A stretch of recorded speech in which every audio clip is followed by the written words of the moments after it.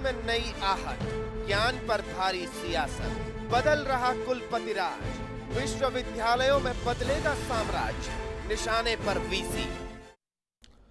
नमस्कार, big bulletin में आपका स्वागत है। आपके साथ मैं धर्मराज सिंह। गुरुकुल का ज्ञान अब सियासी परवान चढ़ने लगा है। इसकी शुरुआत राजस्थान विश्वविद्यालय के कुलपति डॉक्टर देवस्वरूप के इस्तीफे के साथ शुरू हो गई है। लेकिन सवाल है कि सत्ता परिवर्तन के साथ शुरू हुए प्रशासनिक परिवर्तन में नुकसान किसका हो रहा है। आज बिग बुलेटिन में हम इस मुद्दे पर बात करेंगे और इस चर्चा की हम शुरुआत करें उससे पहले आप ये रिपोर्ट देखिए।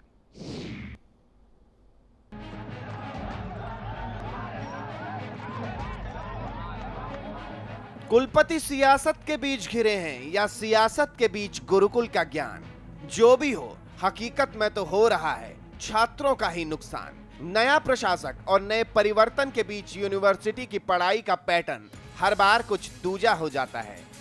जब से भाजपा सरकार से शासन राजस्थान में आया है तब से ये लोग राजनीतिक दृष्टता के थ्रू काम कर रहे हैं।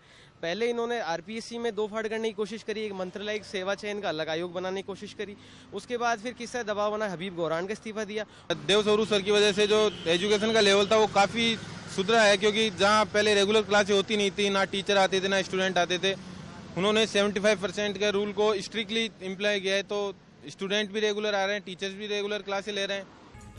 शायद सरकारी नुमाइंदे नाराज हैं और नतीजा देखिए।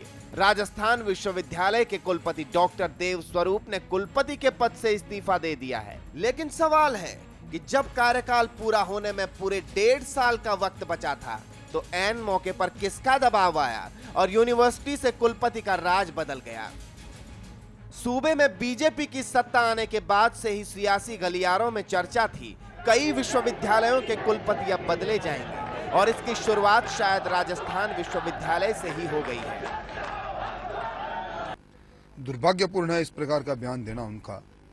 सरकार अनभिज्ञ है, उन्होंने किन हालात में क्यों इस्तीफा दिया, और चूंकि उनका समय लगभग पूरा हो रहा था इसलिए इस्तीफे की राजनीति करके वो चर्चित होना चाहता है, जो एक शिक्षाविद के लिए उचित नहीं है। सियासत में फेरबदल होती है तो नौकरशाहों को नाच नचाया जाता है, लेकिन सवाल है कि क्या शिक्षा विचारधारा पर तय होती है या थ्योरी और थीसिस पर। ये इस बात की मिसाल है कि आरएसएस तमाम एजुकेशनल इंस्टीट्यूशंस को, यूनिवर्सिटीज को अपनी विचारधारा में डालना चाहती है। वहाँ के वाइस चांसलर पर दबाव था कि वो इस्तीफा दे, जबकि यूनिवर्सिटी के तमाम लोग वीसी को चाहते थे। ये एक खतरनाक बात है। सत्ता से अनबन में प्रशासनिक ओहदों का चेहरा बदल जाता है। चेहरा बदलते ही सियासत का सरोकार बदल जाता है। लेकिन सवाल है कि सियासत और सरोकार के बीच नुकसान किसका होता है।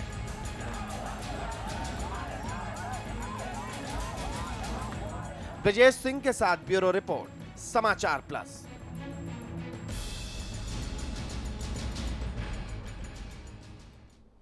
और आज बिग बुलेटिन में हम इस मुद्दे पर चर्चा करेंगे कि आखिरकार इस पर सियासत क्यों हो रही है और कौन आखिरकार इस मुद्दे पर सियासत कर रहा है। और इस चर्चा मेरे साथ ओंकार सिंह लखावत, भारतीय जनता पार्टी के नेता, जुड़ रहे हैं, और अर्चना शर्मा, कांग्रेस पार्टी के नेता। आप दोनों का स्वागत है। और हमारे साथ हमारे मैनेजिंग एडिटर अमिताभ अग्निहोत्री जी भी हैं। शुरुआत में आज अर्चना जी आपसे ही करूंगा कि ये तो पहली बार ऐसी कोई घटना घटित नहीं हुई है कि किसी वाइस चांसलर को उस वक्त हटाया गया जब राज्य के अंदर कोई नई सरकार आई है। फिर इस बार इतना हो हंगामा क्यों? देखिए धर्मराज, ये बात ठीक है कि ऐसा पहली बार नहीं कि किसी कुलपति को हटाया गया हो या किसी बोर्ड या कमीशन के चेयरपर्सन को हटाया गया हो, लेकिन वास्तविकता ये है कि जो कुलपति एक अच्छा प्रशासन यहाँ दे रहे थे, जिनके माध्यम से ऐसे संवाद की परंपरा शुरू हुई, जहाँ अटेंडेंस को लेकर के नियमितता आई और जिस प्रकार से वहाँ का वातावरण बिल्कुल शैक्षणिक बन गया, जो अराजकता यूं कह सकते हैं कि एक अराजक सा माहौल चुनावों के कारण भी बना था, छात्र संघ चुनाव के कारण, उस पर भी बहुत अच्छा उन्होंने पकड़ रखी और जिस तरह से तारतम्य बढ़ाने का प्रयास किया और मीडिया के माध्यम से भी उन्हें बहुत साधुवाद मिला। अचानक ऐसा क्या होता है कि वो जाकर के अपना इस्तीफा दे देते हैं। ये पूरा घटनाक्रम इस और इंगित करता है कि जो सिंडिकेट के सरकारी सदस्य हैं वो बार बार समाचार पत्रों के माध्यम से उन पर अनर्गल बयानबाजी करके आरोप लगाते रहे। तो ये सारी चीजें ऐसी इसमें मानसिक दबाव बना करके और उनको इस्तीफा देने के लिए बाध्य किया गया। और मैं हतप्रभ तो तब हुई जब इनके कैबिनेट मंत्री, जिनका बयान आपके चैनल पर मैंने अभी सुना, कह रहे थे कि हमें पता ही नहीं, हम अनभिज्ञ हैं कि क्यों उन्होंने इस्तीफा दिया। तो ऐसा होता है क्या लोकतांत्रिक व्यवस्था में कि आप अनभिज्ञ हो और फिर ये और कहना ऊपर से कि सस्ती लोकप्रियता प्राप्त करने के लिए चूंकि कार्यकाल समाप्त होने वाला था इसलिए वीसी ने इस्तीफा दे दिया। आपकी रिपोर्ट में हमें पता चल रहा है कि 1.5 साल का कार्यकाल बाकी था और वीसी को कौन सा यहाँ पर चुनाव लड़ना था स्थानीय निकाय में मेयर का कि उनको सस्ती लोकप्रियता चाहिए थी, आगामी समय में कोई चुनाव यहाँ पर था। मेरा मानना सिर्फ इतना है कि शैक्षणिक संस्थाओं का कैसे राजनीतिकरण किया जा सकता है, उस परंपरा को बढ़ाने का प्रयास किया और इन वीसी के प्रति जो बच्चों की, जो विश्वविद्यालय पढ़ने वाले छात्र थे, उनकी आस्था बहुत अच्छी रही। आपने अपनी पार्टी, अपनी ओर से अपना पक्ष रख दिया है। हालांकि आपने वीसी साहब को पाक साहब घोषित कर दिया, लेकिन आपको एक बात ऐड कर दूं कि इनके कार्यकाल में कुछ भ्रष्टाचार के आरोप भी इन पर लगे थे। चलिए लखावत साहब से जवाब ले लेता हूं, फिर मैं अमिताभ जी के पास आऊंगा। लखावत साहब, इस मामले में जो राजनीति हो रही है वाकई आपको लगता है दुर्भाग्यपूर्ण है? ऐसी राजनीति होनी नहीं चाहिए, दबाव बनाया गया हुआ कुछ भी हो? मेरा इतना मानना है कि जो कुलपति नियुक्त हुए थे, उन कुलपति जी को यदि वो अपनी मर्यादाओं का पालन करते, एक शिक्षाविद के नाते काम करते, तो किसी को परेशानी का विषय नहीं था। उन्होंने एक राजनीतिक कार्यकर्ता के नाते, राजनीतिक विचार के नाते काम किया, शिक्षाविद के नाते काम शुरू किया। और उसी का कारण है कि जब वहां भर्तियां की गई तो चुन चुन करके जितने भी नेता हैं, मैं एक से लेकर के आपको नाम गिना दूं, उनके बेटे, पोते, दामाद और बहुएं, उनके वहां पर उनको प्रोफेसर और असिस्टेंट प्रोफेसर के रूप में नियुक्तियां दी गई। मैं इसलिए कहना चाहता हूं, कांग्रेस अभ्यस्त हो गई है। पिछले दिनों जब गौरान साहब आरपीएससी चेयरमैन का विषय आया तो नकवी साहब ने कह दिया कि वो मुस्लिम है इसलिए किए जा रहे हैं, और अब उनकी बेटी का आरजेएस के पर्चे का मामला आ गया, एसओजी में प्रकट हो गया है। और आप आश्चर्य करेंगे कि आरपीएससी की 30 मेरिट में फर्जी पर्चे के आधार पर लोग भर्ती होकर के चले गए। मेरा ये कहना है कि कम से कम विश्वविद्यालय को राजनीति से दूर रखा जाना चाहिए। और कांग्रेस के एनयूसीआई के लोग प्रदर्शन कर रहे हैं, पता ही लग रहा है कि जो वहां के वीसी साहब है वो कांग्रेस के कार्यकर्ता की भूमिका निभा रहे थे, जो ठीक बात नहीं थी। इस्तीफा क्यों दिया, कैसे दिया, उनको खुलासा करना चाहिए त्याग पत्र के बारे में। पर हम ये कह सकते हैं कि उन्होंने जो कुछ भी विश्वविद्यालय में किया वो आने वाली पीढ़ी के लिए अच्छा नहीं किया। छोटा सा जवाब अमिताभ जी के पास आऊंगा। क्या आपकी सरकार की ओर से उनको इशारा किया गया था कि आप इस्तीफा दीजिए, अगर नहीं देंगे तो? नहीं, सरकार ने कोई इशारा नहीं किया। सरकार ने न तो इशारा किया, न कोई दबाव दिया। इस मामले वो पर जानते थे कि उनके जो खुलासे हो रहे हैं। बिल्कुल, आपका जवाब आ गया। अमिताभ जी, इस मामले पे जो सियासत हो रही है, इसे कहां तक आप जायज मानते हैं? सियासत तो अलग का विषय है। कम से कम कुछ पद ऐसे रहने चाहिए जिनमें राजनीतिक सत्ता बदलने के साथ तत्काल प्रभाव से चीफ सेक्रेटरी, डीजीपी, दरोगा, सिपाही, बाबू, तहसीलदार, इनके ट्रांसफर तो तुरंत होते हैं। इनको उठा पटक, किसी को मुर्गा बनाओ, किसी को पुरस्कृत करो, किसी को लाइन में भेजो, किसी को फील्ड में भेजो, ये सब राजनीति का टंट्रम है, ये होता ही होता है। चाहे कांग्रेस आए, चाहे भाजपा आए, कहीं आए, राजस्थान में आए, चाहे तमिलनाडु में सरकार बदले, इसके लिए देश अभिशप्त है, झेलेगा, कोई दिक्कत नहीं। एक कुछ संस्थानों में एक सहमति बन जानी चाहिए कि यहां थोड़ा संयम राजनीतिक दल रखें।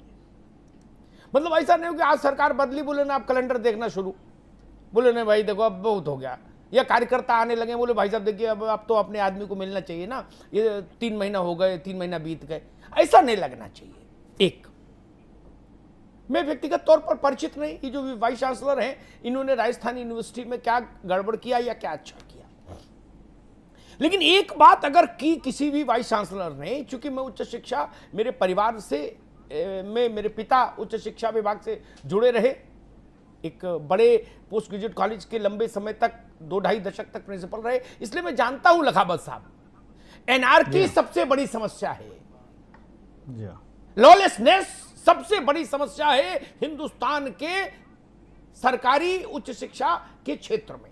इससे बड़ी कोई समस्या है ही नहीं, ये जान लीजिए। मास्टर को लड़का मार रहा, लड़के को बाबू मार रहा, बंदूक, तमंचा, कट्टा, गोली सब चल रहा है, ऐसी स्थिति है हर जगह। हिंदी पट्टी पूरी घुमाई है, राजस्थान भी उसका अपवाद नहीं। चुनाव मैंने देखा कितने अच्छे ढंग से हुआ। अगर वहां अटेंडेंस का सिस्टम सुधरा हो, अगर वहां मास्टर टाइम पर आने लगा हो, तो वो मास्टर समाजवादी, अरे कांग्रेस का है, रिश्तेदार है या भाजपा का, ये भी बात मैं भूलने को तैयार हूं। अगर क्लासेस टाइम पर लगने लगी हो और व्यवस्था पटरी पर आई हो, हिंदुस्तान में सबसे बड़ी समस्या ही व्यवस्था की है हायर एजुकेशन में। प्राइवेट इंस्टीट्यूशंस को छोड़ दीजिए, सरकारी में तो बुरा हाल है। हर आदमी पान की दुकान पर बैठा मिलता है, गुमटी पर। काम ही कहां कर रहा आदमी? अगर ऐसा हुआ है, ये सच है, तब फिर इस वाइस चांसलर को काम करते देना चाहिए था। तीसरी बात मैं कहूंगा, जो बात राजेंद्र राठौड़ जी ने कही लखावत साहब, वो बात ठीक नहीं कि सरकार को पता नहीं क्यों इस्तीफा दिया। कोई ना भी बताए तो भी सरकार के लिए आदर्श स्थिति होती है कि बड़े पदों पर बैठे लोग अगर त्याग पत्र दें तो उनसे एक बार बात भी हो सकती है। मैं एक उदाहरण देता हूं आपको। मैं कोई बात ऐसी कहते नहीं जिसका कोई पैरेलल उदाहरण हो नहीं, समानांतर पूर्व का। श्रीधरन साहब ने अपने करियर में 2 बार इस्तीफा देने की पेशकश की, एक बार वाजपेयी के समय में और एक बार मनमोहन सिंह के समय में। जैसे ही ये बात आगे बढ़ी, वैसे ही दोनों बार भारत के प्रधानमंत्री और दूसरी बार तो सोनिया जी ने भी ही इनको बुलाया और कहा कि भाई हमको आप पर पूरा भरोसा है, आप इस्तीफा क्यों दे रहे हैं? वहां भी कुछ समस्याएं थी। उन्होंने कहा हमको भरोसा है, वाजपेयी जी ने कहा हमको भरोसा है, आप काम करिए, और यही बात मनमोहन सिंह ने कही कि हमको भरोसा है, आप काम करिए। तो बात हो जाए तो कोई बुरी बात नहीं। और किसी भी एजुकेशनल फील्ड से जुड़े आदमी पर यह आरोप लगाने से बचना चाहिए कि ये राजनीति कर रहे हैं। इससे बचना चाहिए था, मंत्री जी को बचना चाहिए था। उनके प्रसंग पर इतना ही बहुत था उत्तर कि भाई ठीक है, अब उन्होंने अपनी स्वेच्छा से इस्तीफा दे दिया, अब सरकार क्या करती। इतने उत्तर पर्याप्त था। अर्चना शर्मा का मसला हो, लंबी बात करिए। कलेक्टर का मसला हो, लंबी बात करिए। तहसीलदार का मसला आ जाए, लंबी बात करिए। लेकिन प्रोफेसर, वाइस चांसलर, इस तरह के जो लोग हैं, इन पर मुझे लगता है थोड़ा सा संयम जरूरी है। लखावत साहब, जो बात कही जा रही है कांग्रेस पार्टी की ओर से कि उन्होंने राजस्थान यूनिवर्सिटी के हालात में आमूलचूल परिवर्तन किए थे, अगर वाकई उन्होंने परिवर्तन किए थे तो उन्हें कंटिन्यू क्यों नहीं रखा गया? आप रोक सकते थे उन्होंने आमूलचूल परिवर्तन किया कि वहां जितने भी थे लगभग आधे से ज्यादा प्रोफेसर, असिस्टेंट प्रोफेसर, रीडर्स की भर्ती की, और उसमें सब कांग्रेस के परिवार के लोगों को, एक वैचारिक लोगों को चुन चुन करके वहां पर उन्होंने नियुक्ति का काम किया। ये आमूलचूल परिवर्तन किया। छात्र संघ का चुनाव हुआ तो राजस्थान हाईकोर्ट ने कहा कि इतनी अव्यवस्थाएं और इतनी हिंसा और इतना दुरुपयोग तो आज तक हमने कभी नहीं देखा। और अभी तक हाईकोर्ट ने चुनाव हो जाने के बावजूद ये इन्हीं वीसी साहब के नेतृत्व में सारा का सब कुछ काम हुआ और अब तक वहां का परिणाम घोषित नहीं हुआ है। पहली बार हुआ किसी विश्वविद्यालय की चुनाव की पेटियों पर पाबंदी लगा दी, गिनती के ऊपर। ये इन्होंने आमूलचूल परिवर्तन किया। और तीसरी बात मैं ये कहना चाहता हूं कि उन्होंने शिक्षाविद के नाते काम नहीं किया, उन्होंने एक राजनीतिक दल के एजेंडे को पूरा करने के नाते काम किया, जो दुखद स्थिति थी। हम भी नहीं चाहते, मैं अग्निहोत्री जी की बात से बिल्कुल सहमत हूं कि विश्वविद्यालयों को राजनीतिक अखाड़ा नहीं बनने देना चाहिए, और अगर शिक्षाविद है तो उसको पूरा कार्यकाल मिलना चाहिए, शैक्षणिक दृष्टि से काम का अवसर मिलना चाहिए। हमें भी इस बात का खेद है कि राजस्थान विश्वविद्यालय और कुछ विश्वविद्यालयों को इस प्रकार बनाया। अग्निहोत्री जी, मैं तो क्या कहूं आपसे, उदयपुर विश्वविद्यालय में भर्ती हुई 34 प्रोफेसरों की और असिस्टेंट प्रोफेसर की, उसमें से 39 एक समाज के मामा, साला, भांजा और भांजी की भर्ती हो गई। मैं कहां जाके रोए अग्निहोत्री जी? सारे कुएं में भांग पड़ी हो तो कुआं बदल दूं, पर यहाँ तो बादलों में भांग पड़ी हुई है ना। दिक्कत इस बात की है, खेद का विषय है, कोई बहुत अच्छी बात नहीं है। अर्चना जी एक बात है, ये देखिए, मैं इस बात पर तो जरूर थोड़ा चिंतित हूं जो लखावत जी ने कहा कि अगर किसी भी संस्थान में ऐसी भर्ती होने लगे। मैं तो बहुत प्रैक्टिकल आदमी हूं, मैं बहुत ज्यादा हाइपोथेटिकल और बहुत सैद्धांतिक बात भी नहीं करता। मैं आदमी की कमजोरी जानता हूं, राजनेता की भी सीमा और कमजोरी जानता हूं कि वो कैसे दबाव को झेल सकता है। मामा है, मौसी है, साले हैं, साड़ू हैं, सैलेज हैं, इन सबको भी तो कहीं के एडजस्ट कराने पड़ता है, ठीक है। लेकिन 100 भर्ती होनी है तो 10 में दुलरुआ हो गए, समझ आती है बात, 15 हो गए, समझ आती है। आप 100 में 85 कर देंगे, 90 कर देंगे, तो फिर सामान्य लोग कहां जाएंगे? अर्चना जी, ये अगर है तब ये तो आपत्तिजनक है। भाजपा का शासन हो, कांग्रेस का हो, चाहे किरोड़ीलाल मीणा की पार्टी का शासन हो, इससे कोई फर्क नहीं। लेकिन कोई भी संस्था अगर ऐसा करती है तो ये तो अनुचित है ना, ये तो फिर मर्यादा का उल्लंघन है। अमिताभ जी, किसी के ऊपर आरोप लगाना बहुत आसान होता है, लेकिन दोष साबित करने के लिए उसको सब्सटेंशिएट करना पड़ता है एविडेंसेस के साथ। लखावत जी बहुत वरिष्ठ हैं, इन्होंने एक दूसरी यूनिवर्सिटी का उदाहरण दिया, वहां की बात होती तो शायद मैं भी नहीं आती डिफेंड करने के लिए, लेकिन यहाँ मुद्दा ये था कि एक ऐसा शिक्षाविद जिसने आमूलचूल परिवर्तन किया, जिसको मीडिया ने भी सराहा, जिसमें छात्र कोई एनएसयूआई के नहीं थे, सभी वर्गों के छात्र थे जो पूरी आस्था व्यक्त कर रहे थे, जो ये मानकर चल रहे थे, चाहे लड़कियां हो महारानी कॉलेज से संबंधित, कॉमर्स कॉलेज, राजस्थान कॉलेज या राजस्थान विश्वविद्यालय, वहां एक ऐसा वातावरण बना था कि शिक्षक समय पर आ रहे थे, क्लासेस लग रही थी, और इनको तो साधुवाद जाना जी कि बरसों से लंबित यहाँ पर भर्तियां उनको चालू करवाने का काम किया। इनके जो सरकारी प्रतिनिधि आए सिंडिकेट में, उनका एक ही मकसद था कि इस भर्ती को ये इनके प्रकार रोका जाए, यानी जो शिक्षण व्यवस्था थी उसको ठप करने का इनका मानस था। तो पूरी प्रक्रिया इस और इंगित करती है कि देव स्वरूप जी को इन्होंने मानसिक रूप से इस तरह से बाध्य किया कि स्वयं जाकर के इस्तीफा देकर के हुआ है। तो ये स्थिति बहुत अनुकूल नहीं है। राजस्थान विश्वविद्यालय की अपनी पैठ है पूरे वैश्विक स्तर पर, और उसके अनुसार उसको लाने का, उसको उस तरह से आगे बढ़ाने का काम वो कर रहे थे। अब उसमें अगर इसका राजनीतिकरण करने, इनके मंत्री को भी नहीं पता कि वो इस्तीफा दे रहे हैं, तो भाई इस्तीफा नहीं लेते ना, उनको उनसे पूछते, 2 दिन चर्चा करते, ऐसी क्या आवश्यकता हो गई थी। लेकिन वास्तविकता यही है जो आपने शुरू में कही कि सत्ता परिवर्तन के साथ अपने लोगों को खपाने के लिए जो पूर्ववर्ती शासन द्वारा नियुक्तियां की गई थी उनको बाध्य किया जाना। अभी आपने देखा कि कैसे पिछले बोर्ड और कमीशन के नेताओं को हटाया, तो महिला आयोग की अध्यक्ष जो है वो कोर्ट चली गई, हमारे घुमंतु प्रकोष्ठ वाले कोर्ट गए और उन्होंने जाकर के वहां से स्टे लिया, तब जाकर के वो अब काम करें। लेकिन उनके भी जो गाड़ी थी, उनके भत्ते थे, उनको आज तक रोक रखा। यानी राजनीतिक द्वेष और द्वेष के साथ चलते हुए अपने लोगों को खपाने के लिए, क्योंकि 1.5 साल तक यदि राजस्थान विश्वविद्यालय पर देव स्वरूप जी रहते तो इनकी मंशा के अनुरूप व्यक्ति आकर के वहां पर काम नहीं कर सकता था। तो ऐसे बाध्य करके इस्तीफे ले रहे हैं। आज समाचार पत्र भरे हैं कि वहां बीकानेर, उदयपुर, सब जगह इस तरह के बाध्यकारी कदम उठाए जा रहे हैं जिससे स्वतः वो इस्तीफा दें। तो मैं समझती हूँ एक लोकतांत्रिक व्यवस्था में इन परंपराओं को, चाहे कोई भी सरकार है, उसकी स्वीकार्यता नहीं होनी चाहिए, क्योंकि शैक्षणिक संस्थान है जहाँ पर जो लोग निरंतरता लाते हैं उन पर एकदम से स्टॉप करके उस व्यवस्था को ठप करने का काम किया। आपकी बात है। लखावत साहब, आप सरकार में है इसलिए आप कटघरे में रहेंगे, कोई भी राजस्थान में गतिविधि होगी कटघरे में सरकार ही आएगी। जी अखिल भारतीय विद्यार्थी परिषद और एनएसयूआई, इन दोनों के सदस्यों को मैं प्रामाणिक नहीं मानता। ये अपने आका के हिसाब से स्क्रिप्ट पढ़ते हैं, क्योंकि इनको सबको बाद में पार्षदी की चुनाव लड़ना है, फिर एमएलए बनना है, इसी सब इच्छा से तो ये सब करते ही है, नर्सरी है ये।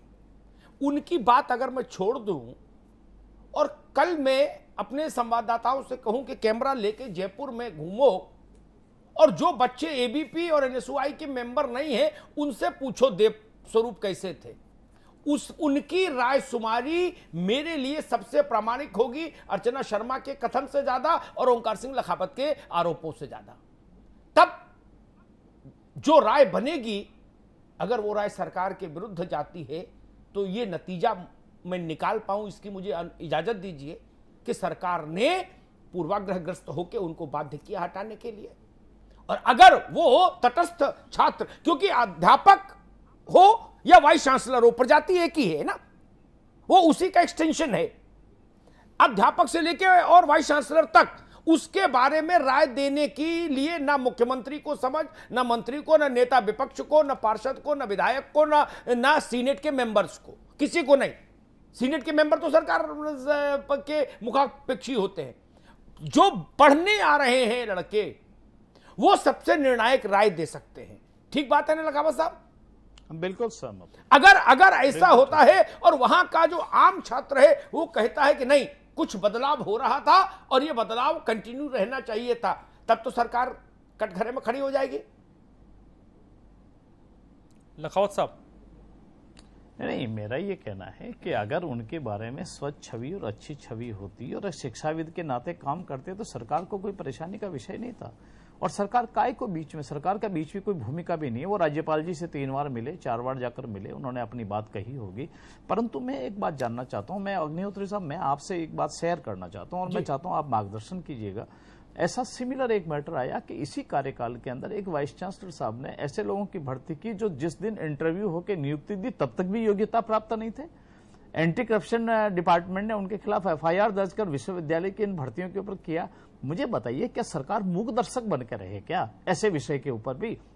विधानसभा के अंदर विषय खड़ा हुआ, का जांच कर लीजिए। जांच किया तो पाया गया कि वो नेताओं के रिश्तेदार थे और उस दिन तक योग्यता ही नहीं थी उनकी जिस दिन उनको अपॉइंट कर दिया गया। मैं इसलिए आपसे निवेदन करना चाहता हूं कि किसी भी सरकार को दखलंदाजी नहीं करनी चाहिए, शैक्षणिक संस्थाओं से दूर रहना चाहिए। हम सामान्यतः इस बात का प्रयास भी करते हैं, सबको करना चाहिए, परंतु यह नहीं हो सकता कि आप शिक्षा के जिस जगह आपको दायित्व दिया, आने वाली पीढ़ियों के लिए आप ऐसे शिक्षक अपॉइंट करके चले जाएं जो शिक्षक तो नहीं है परंतु कहीं न कहीं किसी न किसी राजनीतिक प्रभाव के कारण आप करते जा रहे हैं। इसका असर लंबे समय 2, 3, 4 दशक तक इसका पड़ेगा। और जैसा आपने ठीक कहा कि जिस प्रकार के विश्वविद्यालयों की हालत हुई है, जैसे शैक्षणिक संस्थाओं की हालत हुई है, तो राजनेताओं को इसमें दूर रहना चाहिए, राजनीति माइनस होनी चाहिए। मैं बिल्कुल इसका पक्षधर हूं।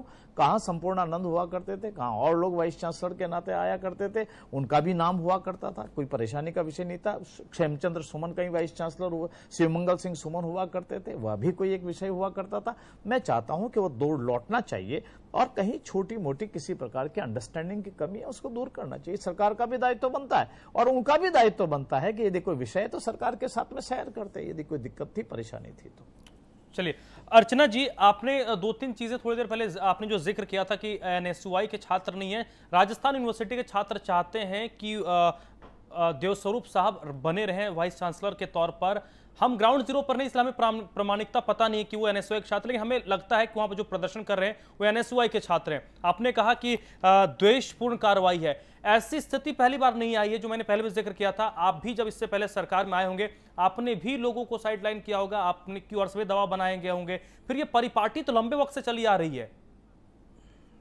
धर्मराज, मैंने शुरू में कहा था कि ऐसा नहीं कि पहली बार कुछ हुआ, परंपरागत रूप से ऐसा होता रहा है, पार्टियां बदलती रही और लोग इस तरह से उनको हटाया भी जाता रहा। लेकिन वास्तविकता यह कि राजस्थान विश्वविद्यालय में जिस तरह का परिवर्तन इन्होंने लाने का प्रयास किया, जिस तरह से इन्होंने जो छात्र है उनका विश्वास जीता, अभिभावकों के साथ पहली बार यूनिवर्सिटी स्तर पर इंटरेक्शन की व्यवस्था शुरू की गई, तो ये सारी चीजें बताती हैं कोई विजन लेकर के वो काम कर रहे थे। अब वो विजन जब तक पूरा हो, या उसको कह सकते कि शुरुआती स्टेज पर इंप्लीमेंट हो, उससे पहले आपको उनसे तकलीफ होने लगी। अब इन्होंने कहा चर्चा कर लेते, चर्चा के बाद यदि कोई प्रॉब्लम थी तो उसका समाधान होता, लेकिन वो जाते हैं राज्यपाल महोदय के पास, 1 घंटे तक उनसे चर्चा करते हैं और अगले दिन उनका इस्तीफा मंजूर होता है। तो राज्यपाल जिनसे कि हम अपेक्षा करते हैं कि पार्टी लाइन से ऊपर उठ करके वो निर्णय लेने की क्षमता रखते होंगे, क्योंकि वो भी बहुत वरिष्ठ। लेकिन उन आरोपों का क्या जो लखावत जी ने अभी बताया, जो आरोप उन पर लगे? देखिए धर्मराज, उन पर किसी प्रकार का कोई आरोप नहीं है। वास्तविकता ये है कि जब वो विश्वविद्यालय का बजट पास करवाना चाह रहे थे तो सरकारी प्रतिनिधि उसमें हस्तक्षेप कर रहे थे, वो नहीं चाहते थे कि बजट पास हो, तो उन्होंने अपना विशेषाधिकार इस्तेमाल करके बजट पास करवाया। सारे विश्वविद्यालय के जो शिक्षक थे उनके साथ थे, उन्होंने उनका साथ दिया, सिर्फ सरकारी प्रतिनिधियों को छोड़ करके। तो यानी आप वित्तीय व्यवस्था को चौपट करना चाहते हैं, शैक्षणिक व्यवस्था को चौपट करना चाहते हैं, नई भर्तियों को ठप करना चाहते हैं, उसका एक ही कारण है कि आप शासन में आ गए हैं। लखावत साहब ने एक सीधा सा आरोप लगाया कि देवस्वरूप साहब ने उन लोगों को अपॉइंट किया जो उस दिन उस पोस्ट के लिए एलिजिबल नहीं थे। नहीं, उन्होंने देवस्वरूप जी के लिए नहीं कहा, वो पता नहीं कहाँ का कोट करें। मैंने शुरू में ही कहा कि आप यदि कोई आरोप लगाते हैं तो उसको सब्सटेंशिएट करिए, क्योंकि आप वरिष्ठ हैं, आपके पास अनुभव है, आपकी बात का वजूद है। लेकिन आप देवस्वरूप जी पर आकर के ऐसे आक्षेप लगाएंगे तो उसके औचित्य कोई नहीं होगा, क्योंकि सब जानते हैं कि उन्होंने ऐसी कोई काम नहीं किया। उन्होंने सिर्फ उस चीज को जो बंद पड़ी थी, जो ठप पड़ी थी, उस भर्तियों को खोलने का प्रयास किया। उन्होंने कहा कि टेक्निकल स्टाफ और जो कहते हैं क्लैरिकल स्टाफ की आवश्यकता है, ठेके पर लोग काम कर रहे हैं, तो ये स्थितियां खराब है विश्वविद्यालय। ठीक है, लखावत साहब से थोड़ा सा वक्त हमारा खत्म हो गया। लखावत साहब से छोटा सा कमेंट लो। लखावत साहब, ऐसी चीजें थमनी चाहिए, भविष्य में होनी नहीं चाहिए। निश्चित रूप से थमनी चाहिए और विश्वविद्यालयों को राजनीति से अलग रखना चाहिए। शिक्षा एक मंदिर है, आने वाली पीढ़ियों के लिए काम करती है, आपके हमारे सबके बच्चे वहां पर पढ़ते हैं, उससे दूर होना चाहिए। इसलिए विश्वविद्यालय का चयन होते समय जब वाइस चांसलर का हो, कुलपति का हो, तो ये ध्यान रहे कि वह राजनीति के कारण नहीं, योग्यता के आधार पर उसका सिलेक्शन हो, ताकि हमारी जनरेशन को ठीक प्रकार की शिक्षा मिले। अर्चना जी कुछ कहने, छोटे में कही, संक्षेप में। हाँ बिल्कुल, छोटे में कहूंगी। चलिए, उनका इस्तीफा इन्होंने स्वीकार किया और उन्होंने भी ये कह दिया कि मैंने कोई दबाव में इस्तीफा नहीं दिया। चलिए इसको मान लेते हैं। अब लखावत जी कह रहे हैं कि बिल्कुल राजनीति से परे होकर चयन होगा, तो क्या ये गारंटी लेकर आज जा सकते हैं कि राजस्थान विश्वविद्यालय पे एक ऐसे व्यक्ति का चयन करके भेजा जाएगा जो सर्वोत्तम होगा, योग्यतम होगा, या फिर कोई आरएसएस विचारधारा, बीजेपी भी नहीं कर सकती, कांग्रेस भी नहीं कर सकती, अर्चना जी बीजेपी भी नहीं कर सकती, जो बची हुई भर्तियां उसे। चलिए वक्त खत्म हो गया, वक्त हमारा खत्म हो गया। धर्मराज जी नेहरू जी से लेकर अब तक आरएसएस का ही नाम ले रहे हैं। नहीं, ये बीजेपी कांग्रेस को ये गारंटी दे सकता है। अमिताभ जी संपादकीय टिप्पणी। जी हाँ, धन्यवाद। लखावत साहब आज चर्चा में है, इसलिए ये बात कहूंगा। लखावत साहब नहीं होते तो दूसरी बात कह के चर्चा को समाप्त कर देता। कभी इस पर सोचिए, ये बहुत बड़ा मुल्क है और खाने को, लूटने को, मलाई रसमलाई का भोग लगाने के लिए तमाम स्थान होते हैं जब सत्ता आती है। क्या इस देश की दोनों बड़ी पार्टियां मिलकर ये तय नहीं कर सकती कि भाई कुछ आसनों को अपन छोड़ देंगे, इनमें जिंदाबाद वाले को नहीं रखेंगे? नहीं तय कर सकते क्या? ये तो कोई मत कहे, क्योंकि सब लोग गुसलखाने में एक ही मुद्रा में है। ये जान लीजिए, ये जान लीजिए। मैं कुछ उदाहरण देता हूं राजस्थान के, तो क्या दूं? अब देवस्वरूप साहब ने कह दिया किसी दबाव में इस्तीफा नहीं दिया, तब ठीक है, देवस्वरूप साहब को भी हिम्मत करनी चाहिए।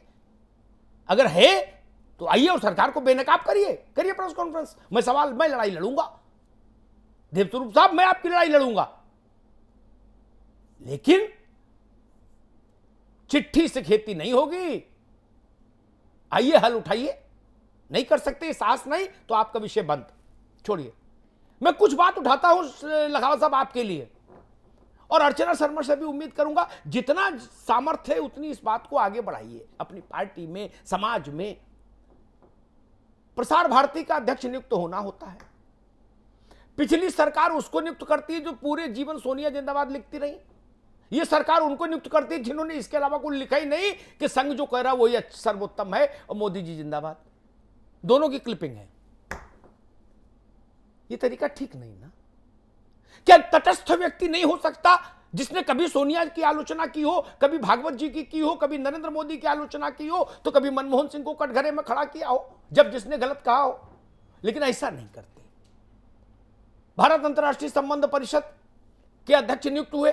उन्होंने 4 दिन पहले कहा था कहीं मोदी का मंदिर बनाने का प्रस्ताव था, तो उन्होंने उसके समर्थन में बयान दे दिया था कि हाँ मंदिर बनना चाहिए। उन्होंने वो अवतारी पुरुष हैं, उनका यह वक्तव्य आया कि वो अवतारी पुरुष हैं। और अवतार भी कौन सा? उनका कल्कि का अवतार होना शेष है, ये कल्कि का ही अवतार है, विष्णु का कल्कि अवतार। इसका प्रतिफल हुआ, वो कैबिनेट मंत्री का दर्जा पा गए, वो उसके अध्यक्ष हो गए भारत अंतर्राष्ट्रीय संबंध परिषद के। ये भोंडा है। कांग्रेस ने भी यही सब धक्करम किए, क्योंकि भाजपा वाले सीखे कहां से? यहां तो सत्ता में जितनी भी अपकर्म, धत्कर्म, दुष्कर्म आए हैं, उन सब की प्रेरणा स्रोत तो कांग्रेस ही है। क्योंकि सत्ता में तो यही इन्होंने ही राह दिखाई। जिस रास्ते बड़ा भाई चला उसी पे तो छोटा भाई चलेगा। महाजना एन गतः सपंथा, वेद ने कहा कि भाई जिधर बड़े आदमी जाए वही रास्ता अच्छा है, उसी पे चलो। तो सत्ता में तो केवल कांग्रेस रही। मैं ये बात नहीं समझ पा रहा हूं। या फिर यही बता दीजिए कि भाई पतन की इतनी सीमा हम अभी और पाना चाहते हैं कि साइंटिस्ट भी सेवा दल से और विद्यार्थी परिषद से रखेंगे, मेरी मर्जी, चाहे वो कुछ हो लठेती करे वहां, लेकिन हम रखेंगे। या तो ये तय कर दीजिए। बोले ना इसरो के अध्यक्ष को हटाओ, अपना आदमी खास लाओ, बिल्कुल जो शाखा लगाता था चौपड़ में, छोटी चौपड़ में, उसको इसरो का अध्यक्ष बनाओ। वो क्या करेगा? इतने दिन से घूम शाखा लगा रहा है। ये तो ये तय कर ले। ये सोनिया जी जिंदाबाद जो नारा दे रहा है, इनकी सरकार आ जाए तो ये कहने के नहीं भैया परमाणु ऊर्जा विभाग का अध्यक्ष तो मेरे आदमी बनेगा, ये इतने दिन से मेरे यहां मिठाई ला रहा है। क्या ये करना चाहते हैं देश में? क्या राजनीतिक कार्यकर्ताओं को उनके पेट के बराबर के अभयारण्य कम है देने के लिए राजनीतिक दलों के पास? जितनी उनकी क्षुधा है उतने अभयारण्य तो है ना सत्ता के पास हमेशा। फिर क्या हम लोग देश में कुछ पद नहीं छोड़ सकते? उसी में यूनिवर्सिटीज के वाइस चांसलर्स के नाम भी है। और यह बात मैं जानता हूं कैसे नियुक्ति होती है और कैसे फिर अगर सत्ता चाह ले तो आप काम भी नहीं कर सकते। यह भी मैं जानता हूं, व्यक्तिगत तौर पर जानता हूं। राज्य की या केंद्र की सत्ता चाह ले तो फिर किसी भी पद पर बैठा आदमी काम नहीं कर सकता, उसको इस्तीफा देना ही पड़ेगा। जबरा मारे रोने न दे। और नियुक्ति भी ऐसे हो जाती है। तो ये कुछ घर हम लोग क्या देश के लिए छोड़ सकते हैं? मैं केवल भाजपा के लिए नहीं कह रहा, केवल कांग्रेस के लिए नहीं कह रहा, मैं दोनों पार्टियों के लिए कह रहा हूं। ऐसा तय कर लीजिए कि भाई पीडब्ल्यूडी के ठेके पार्टी के लोगों को देंगे, पार्किंग का ठेका पार्टी के लोगों को देंगे, और जितने भी लाभ के धंधे हैं उनमें पार्टी के लोगों को खपाएंगे, निष्ठावान कार्यकर्ताओं को वहां लगाएंगे।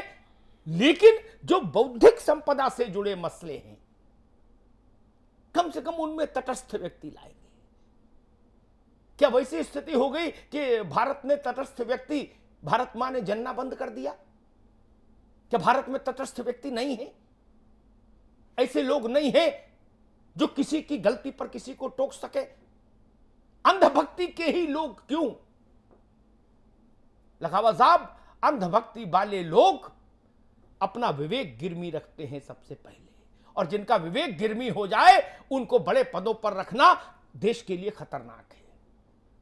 इसलिए मैं कहता हूं, यह निवेदन है, देव स्वरूप जी के प्रसंग के बहाने सरकारें ये सोचे कि कुछ मसले ऐसे हैं जिनमें तटस्थ व्यक्ति रहना चाहिए। सरकार गहलोत की हो या वसुंधरा राजे सिंधिया की हो, इससे फर्क नहीं पड़ता।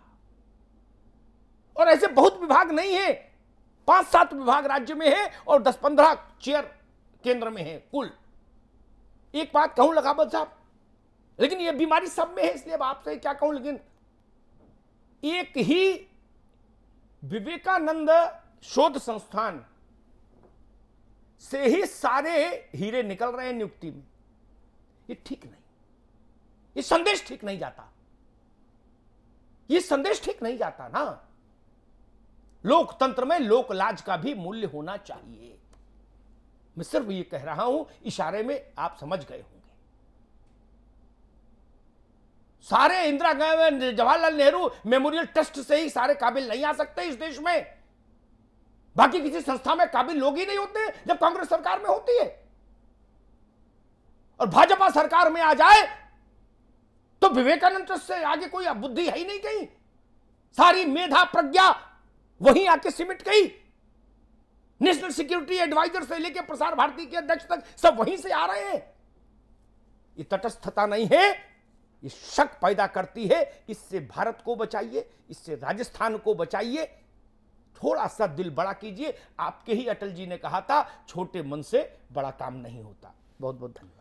तो चलिए, आज के इस चर्चा में बस इतना ही। ओंकार सिंह लखावत साहब, बहुत बहुत शुक्रिया चर्चा में जुड़ने के लिए। अर्चना जी, आपका भी बहुत बहुत शुक्रिया। अमिताभ जी, आपका भी बहुत बहुत शुक्रिया चर्चा में जुड़ने के लिए। फिलहाल बिग बुलेटिन में अभी बस इतना ही।